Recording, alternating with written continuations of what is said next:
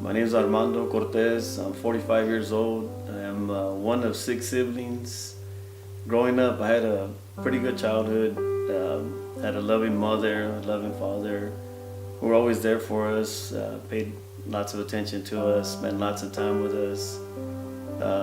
We're always involved in sports, just had a great childhood. It wasn't until I turned about 13, once I hit middle school, I was trying to find myself and my place in life, and I think at that point I started hanging around with the wrong group of people.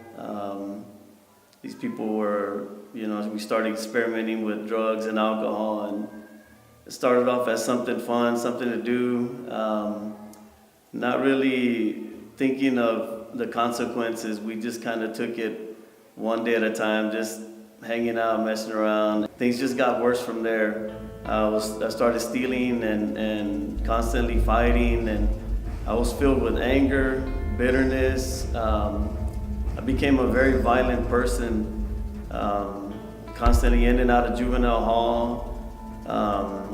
And I found that my drug use was getting pretty bad. It was out of control. I can honestly say that by the age of 17 years old, I was strung out on cocaine.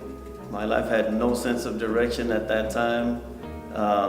My occasional drug use became an extremely expensive habit. I was doing everything and anything that I possibly could to get my drugs. So I had came up with this plan to rob a jewelry store.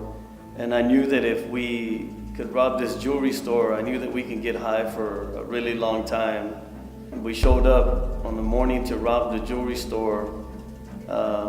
After being high for 3 days with no sleep, bad idea, we showed up very, very paranoid.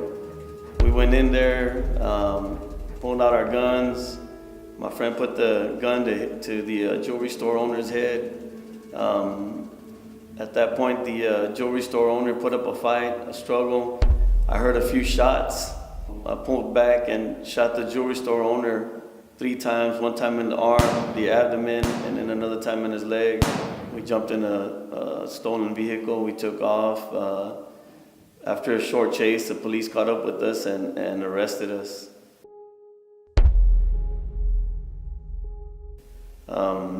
At that point, I was in the county jail, sitting in there, not really knowing how serious this case was. I called my lawyer and asked him how much it would cost to bail me out. And the man told me, my lawyer told me, you really don't realize how serious this case is. Give me a call the following day. So I called him the next day.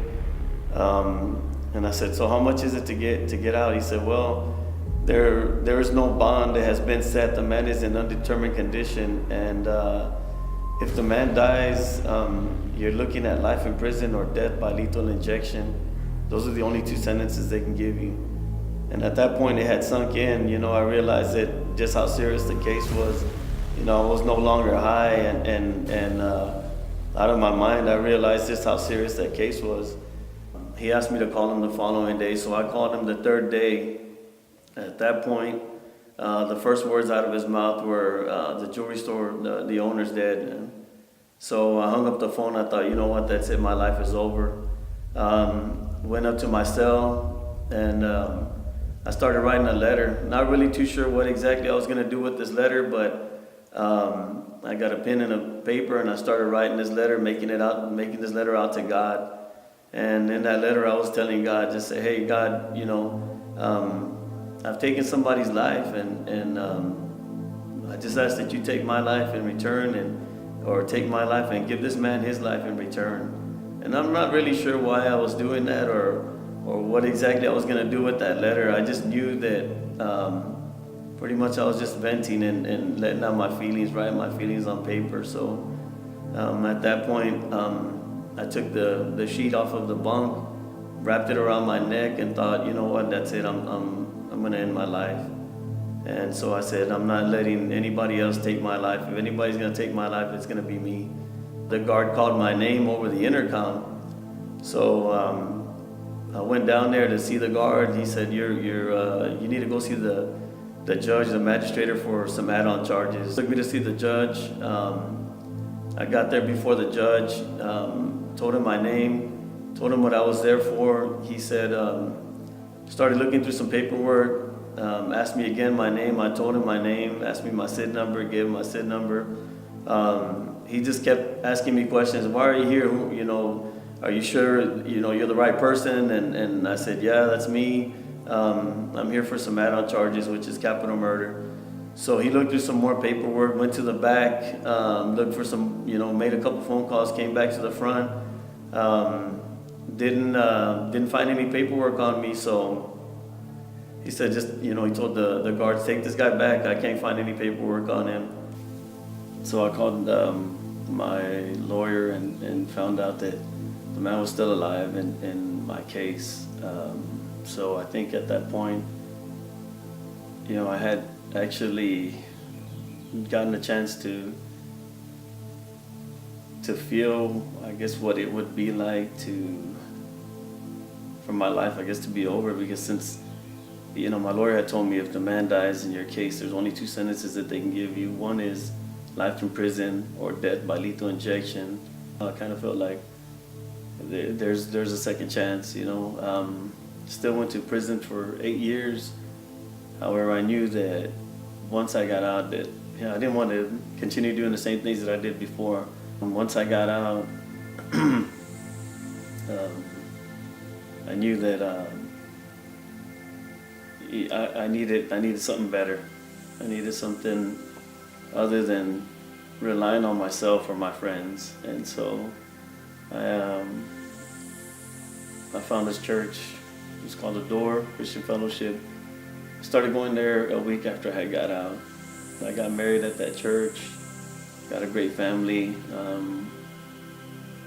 God has just taken my whole life, and just turned it around.